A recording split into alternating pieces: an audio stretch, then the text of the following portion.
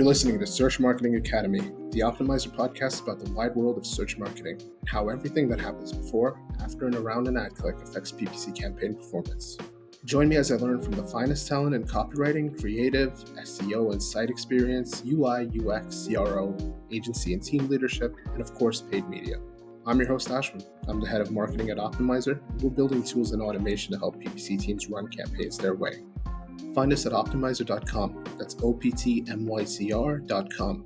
Check out our other series, PPC Town Hall, our blog, videos, and much more. And if you enjoy the show, please leave us a rating in the podcast app of your choice. Thank you and enjoy the show. I am super excited to have Mitch Cartwright with me. Mitch is one of the marketers who understands both the optimizations that you have to do in the accounts, as well as all the stuff that goes on around it. Mitch, thank you for joining us today. Thanks for having me. Absolutely. Tell our viewers a little bit about yourself. Yeah, so I'm Mitch. I'm a performance marketer based in Sydney, Australia. I've been a performance marketer for about the past 5 years or so. I've worked agency side and brand side. And I've worked pretty much across everything from small business to enterprise. So definitely had a taste on sort of both ends of the spectrum in terms of spend and scale. Cool new development. I believe you now are a guest writer for Search Engine Journal. Yeah. So sort of on the back end of last year, got the post on there for the first time, which is super exciting. So shedding a bit of light on landing pages, like we're going to talk about today. That was a pretty cool piece, sort of about hyper targeted landing pages in the accounts. Yeah, I mean, let's get into it. Landing pages, that's where you really shine, and I know you've got ads that convert going on. Why don't you talk to us a little bit about people's involvement with landing pages in general? Why are more marketers not involved with that part of the campaign? Yeah, so I think like in terms of landing pages as sort of a focus subject when working on accounts, it's a little bit, I think it's changed over the last few years really. So I guess as we move more into automation, right? So there's less things to do in accounts. So once everything's sort of taken care of itself and there's a lot of more optimization on the ML side of things, there's going to be more of a need for landing pages. So I think in the past there's a lot of levers in accounts that we could pull.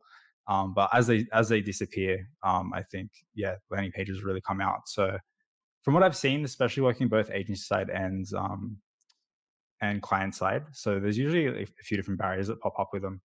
So I mean, especially if you work in a large organization, there's usually a lot of controls and sort of a lot of business cases you have to make in order to be able to sort of communicate like why this is something we need to put resources towards. So I mean, I expect sort of even a lot of social marketers see the same thing when they look at creative, right? So, when they start saying, "Oh, like, look, we're investing in ads as it is," like, why do we have to invest in all this other stuff as well? I think it's sometimes hard for people to sort of make the case of why there's more resources need to be invested in things like landing pages and creative as well. But yeah, I mean, that's one of the main things as well. There's a bit of a barrier to entry as well to learn these sort of things as well, right? So especially if you've never done this thing before, it's a bit daunting. I know sort of I'm not a developer at all. So I guess once you come off the back of like not knowing how to sort of even where to start with a landing page, right? So I think there's a bit of a barrier to entry there as well. So yeah, usually like control and sort of know-how is usually the biggest things that I see that people sort of get stumped on. But once you can like overcome those, it's pretty easy. The way I started out doing it really was just sort of doing my own designs in Figma and then finding a landing page builder. So I think if you can sort of put together designs really low cost and then sort of find a landing page builder to go out and build them, that's sort of the easiest way that I find to be able to like get across the mark of like, look, this is what we're going to do. Like this is what it's going to look like. Here's the benefits for it. And then even sort of getting it across the line again, coming back to like the business case side of things, putting forecasts together, right? So you're probably already running an ad account now. Have a look in your ad account, look at your conversion rates. If you, let's just say, increase it by 0.5% or a 4%, what's that going to look like to the rest of your numbers, right? So like your CPA and ROAS are sort of all going to work backwards from your conversion rate. So if you can improve that conversion rate metric, you're really going to see some the other metrics impacted as well. That's fantastic advice, and all the software out there makes it so much easier, doesn't it, to really get in and get started? Yeah, for sure. Like I've tried a few different ones, like lead pages, and you can try a card and things like that, but they're just I've really always landed on Unbounce as sort of like my go-to. It's really easy to iterate and test. There's some really cool features in there with, like I wrote on Search Engine Journal with the with like dynamic text. So they have a feature in there where you can pretty much add parameters into the URL, and then you can change the content on the page, right? So let's just say like you're a I guess the best example I always go back to is like a plumber maybe. So if you're a plumber and you offer a whole bunch of different services and you want to go back and you want to have a tailored landing page for each of the keywords that you're going to bid on, you can dynamically change the content that is in on the page based on the keyword they search for. So if someone's searching for an emergency repair, you can have it in your ad group, like your sometimes you use like it's sort of like the only rare time I'd use Skags now, Hmm. um, is when you do these like these dynamic landing pages. Um, but with them, like you'd have like emergency plumber, for example. So as soon as someone searches for emergency plumber, they go through to the page. The H1 of the page is emergency plumber. You can change that for like I don't know, busted pipes or whatever it may be. But these landing page tools like really great ways for sort of marketers and non-developers to be able to do these. What in the past were like sort of only developers could do, really. Yeah. Yeah, and I think we need that democratization of access so that marketers can get more involved. One thing you pointed out that I've experienced working at a performance marketing agency is there was a pretty clear divide between the creative team and the campaign team.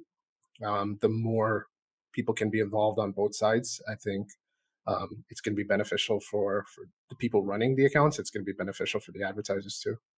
Yeah, and like even if you like look past, I guess like as a brand experience as well, sort of having all those things meld together, because things can get kind of clunky. Like let's say you have like a creative team working on like ad creative, and then you send them to like a website who someone else manages, and like they just don't meld together. So the thing that I usually find that works really well, like to get everything to gel together, is really just to like follow the line of like a user's going to see this ad that has this copy, and then once they click on that, they go through a page, and the first thing they're going to read off the back of that ad is this, and really just follow the line of like of each of the ads you have running, and making sure like it all does make sense. And I know you've been working on ads that convert. You're on to some winning formula. So why don't you tell me a little bit about what's working for you and the kind of mistakes you've seen other people make with landing pages and landing page copy that you're avoiding? Yeah, for sure. So I guess I've sort of I've done my time and sort of put it in like a yeah built a ton of pages and sort of learned from the mistakes of it. There's a few different like ways of things, I guess, where I know that I definitely went wrong along the way is so the way you style and build a page, so like going from I guess going from a Word doc to finished page. um there's a few different things you get wrong. So like I guess the main thing that I got lost in it to start with was the way you write them, right? So it's very easy to just sort of blurt out um, a lot of stuff without really any way of directing people of like what you're trying to solve them. So um, I usually like to start out with just simply like simple copywriting like formulas, really. Something like Ada, even if you just follow something like that, it's going to give you a good, like a strong structure for the page to start with. Um, and and from there you can start designing. So that'd be another problem I often see with people is that um, if you start with the design first, which is usually quite tempting for people who aren't experienced in making landing pages, you can very quickly be like, oh, let's make it look very pretty. But at the end of the day, it's not going to sort of convert. And I think that your copy really is going to be your heavy lifter here. So that's what one of the things we recommend as well is always start with writing copy first, and then basing design off what comes out of that. So that's usually like the the biggest pain point. The other thing is as well is that I've often seen pages where there's no real angle to it, so it's kind of just like this is what it is. Here's how you get it.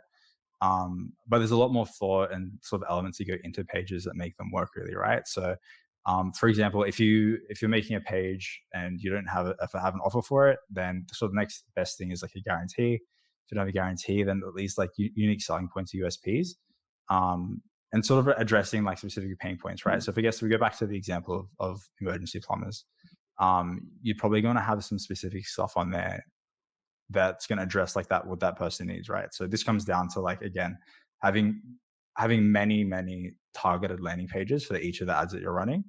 And so if you, for example, you have an emergency plumber, you're going to have response times, how long it takes to get there, like what you might have estimated costs or sort of like call out fees, or sort of the main questions that people are going to address there.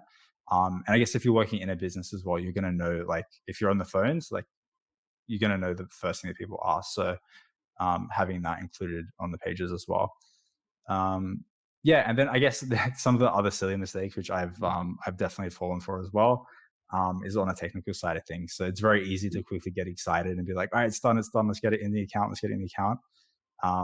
But more than a couple of times, like, you know, if you don't check it on 5 or 6 devices, it's going to break.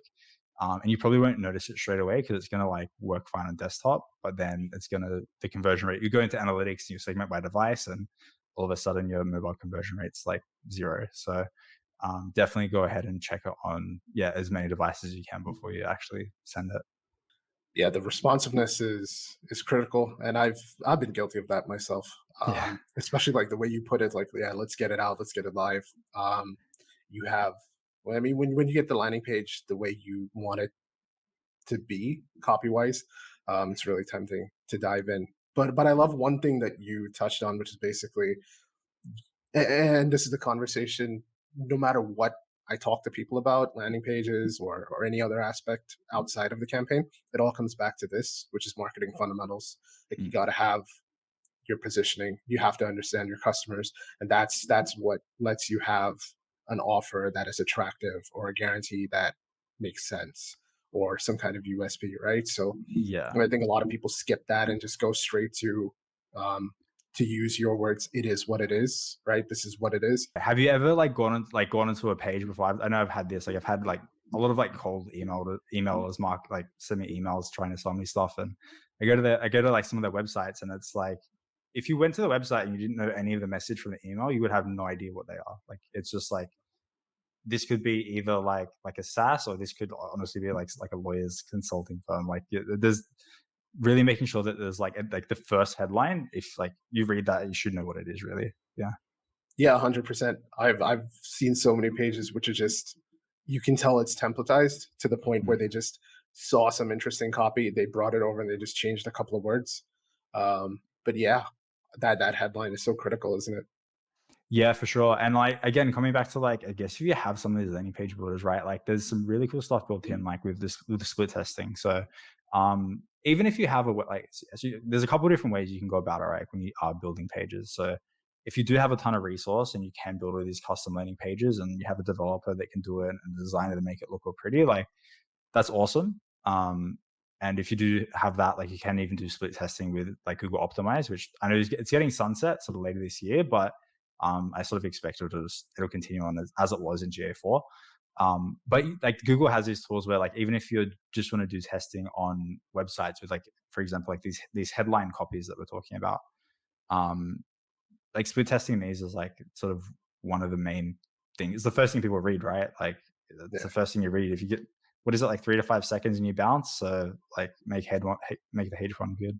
Where do you stand on the debate of the writing process? Like, do you do your stuff separately in a doc, or do you wireframe on the landing page? Because I agree with you that copy is the leader. I'm not saying Mm, that copy's everything, but mm. it is largely what convinces people um, to convert. Yeah, so I guess there's a quick like rundown of like the process that I do from beginning. So I do everything like Google Docs, but essentially the way I do it, like I do some designing in a doc, but it's essentially like it's just the layout, right? So like the header will Mhm. have like you make a table and then you put the header on the left and you put the picture on the right, or like the form on the right, whatever it may be. And just I'll like design it or like wireframe it. Like it's a very poor way to wireframe, but I sort of like write the copy and then as you go, like you make a table. You can make tables and sort of do general layouts, but that's sort of just very rough. Of like this will go here, this will go there, but just making sure that the copy like does fit. Like I'm not gonna sacrifice copy for design, pretty much. Yeah. I think it's important you wireframe it wherever you're doing it. So Mm. my process is a little different. I'll have a Word doc, Mm. but I'll also do like a sketch for my designer. Mm, So they get an idea of like how things are matched, and I'll label parts of the sketch and match them over and have headings in my Word doc that mm. meet up to that.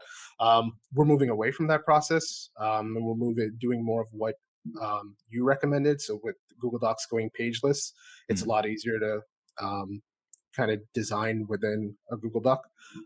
So that's definitely something we're starting to do as well. We're seeing much better results from the process. It takes less time to go from Yeah. draft to actual page. Yeah, that's what I found as well, is like it's very, yeah, like it, as well, like if you do work, if there's multiple team, like people working in the team as well, like it sounds like there is there. If you like giving plain docs of just like a wall of text, I think sometimes like there's not like it's not as cohesive as if like there's a general structure to like what it's going to look like. Another thing that I want to come back to that you mentioned earlier is, and I really feel you on this, is how daunting it can be for somebody who's never done this before. Mm. Um, and I know that you've worked with all types of accounts. You've worked with established ones. You've taken one account that started at zero to like a good bit of revenue, right? So you have experience working with all kinds of landing pages. If somebody were to watch this and then go back and say, I'm gonna take a shot at this, what advice would you have them for what, aside from the technical side, when they're writing their first landing page and designing their first landing page? What are some things that they should keep in mind to have the success that you've had?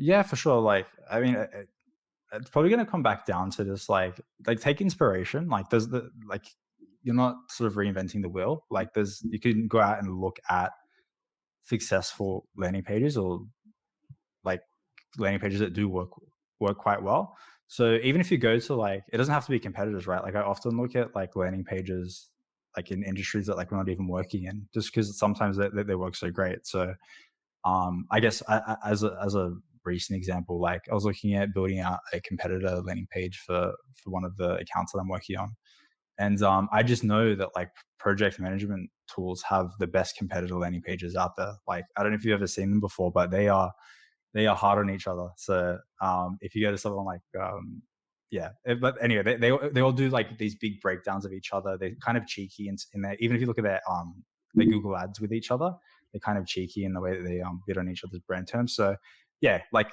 go back, look at others, get inspiration, because I think that's sort of the best way to do it, like to learn. So I've like, I guess sort of the way I've like learned anything else, right? Like you go back and you sort of you look what other people do, you practice it, you write it down. So get inspiration. The other thing I do like in terms of like process is, again, like do copy first in terms of processes. Get your copy down, and then you can go off and sort of fiddle around in like something like Figma or even like Canva, just sort of get like a general sense of like design. I know like my first one was quite poor, so don't be afraid if it is. So and then I guess as well is when you are like building a page, think of it as in like elements rather than sort of just like this is a big page that's going to be created. Because the way web pages are built, right, they're all built in sections. That's how pretty much every page is built. So come down to like look at your section. So like you know there's gonna be a hero image, like a hero header. Then break it down. So like after that, like what is it? You're gonna have social proof underneath that. Like what type of social proof are you gonna have? You're gonna have like clients worked with. Are you gonna have reviews? You're gonna have case studies. You're gonna mention the number of customers that you have had. Then under that, you're probably gonna have like an explanation of like what the product is. So like break it down into sections and then sort of craft and build those sections individually. That's sort of the best way that I think is like to sort of break it down to the easiest way. AI tools, right? So we're talking about writing, and I think any conversation now when you talk about writers in marketing, ChatGPT, Jasper, these are the kind of tools that come into the picture. What are your thoughts on the whole thing? Yeah, for sure. Like so I'm definitely, yeah, team chat GPT. I think it's friend not foe, definitely. But I think it's about how you use it like anything else, right? So I don't think you're gonna make the sort of a game changing landing page from scratch by just saying like, "Hey, like, Chat GPT, make me a landing page." I think it's going to need a lot of curation in terms of prompts and things like that. But even then, like the way that I'm using it at the moment is I'm feeding it like examples of headlines, or like let's just say I'm working on a header, right? Like I know I've got a whole bunch of landing pages where I know like the headline works fantastic and it converts great. I feed it that as examples and then ask for new headlines out of it. And it's a really good place to sort of start with like it's hard to start from scratch, but it's sort of easier to mold something that you have in front of you. So I'll often feed it these headlines I know are gonna like are performing already, and just say, hey, give me some more variations in that, and then you've got sort of a bit of a canvas to work on from there. But yeah, like I definitely embrace it. I think it's good. It's a good thing, definitely. Um, but I still don't see it sort of taking anyone's day job right away. Telling it as like old school copy, like sales copywriters, like in the tone of that, like in the tone Yeah, of David Ogilvy, like write me a sales headline that sells like I don't know, like medical stuff. So yeah, it's kind of fun to play around with it there, but again, like the outputs just aren't like they're not as like catchy or that really like smashes like as hard as some of the stuff that I've seen written by humans out there. So yeah, I think it's a good thing, but I don't think we're gonna have trouble with it yet. I really appreciate you coming on, but I know you're doing a bunch of fun stuff. So talk to me about what's happening with ads that convert. Yeah, for sure. So I guess I've been operating under ads that convert for a little while now. So yeah, I've sort of been doing media buying and yeah, performance marketing for a whole bunch of brands. Um, but I guess coming back onto landing page things, the one thing I was doing for everyone was building them landing pages. So yeah, started off originally just doing Google ads, Facebook ads for everyone, but then sort of as a built-in like added to the service, like it was just building landing pages because um, yeah, my thought is like do whatever we have to do to get results, and if that means going away and sort of building pages that are going to convert better than sort of like an old school Squarespace website, that's sort of part of the job, right? So I guess from that, like I was doing it with so many people, I had such a process down with building them. I've pretty much just gone away and sort of developed a sort of standalone offering for it. So it's a new service that's come out. So it's just like it's a subscription service where it's pretty much like landing pages for your accounts. So it's good for both in-house marketers and agencies because it's like um, you don't sort of have to go away and learn how to do everything. You can kind of just sign up to the subscription and then it's just as many pages as we need. So um, I do mention unlimited, but sometimes it can't be that because there's time involved. But essentially, yeah, it's an easy way for people to get conversion focused landing pages for their accounts. And yeah, and that's sort of the main thing of it. I guess a few things, I guess philosophies that I've sort of stuck by is that um, you should be like rapidly iterating over what you have at the moment. So a lot of the times, like pages get built and then that's it. Like the page is done, that will run ads to it, and that's it. So I sort of try and stay away from that, and it should be iterated over sort of based on what you see come in. And so like test and learn schedules built out with that. So yeah, once you are running a page, we run split tests on it just to see where improvement could be made. Things like Hotjar or like all the things you use to monitor landing pages.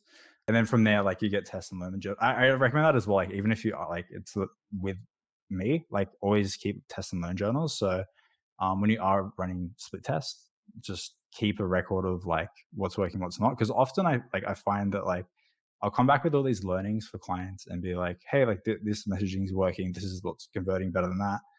And they use that as guidance for like the other marketing material as well, right? So like they're doing EDMs, which I don't have too much to do with, but like, oh, this messaging is converting. So let's move it over to like to paid social or EDMs or whatever it may be. So yeah, we went off a bit there, but yeah, so that's ads that convert. It's a landing page service for conversion focused landing pages.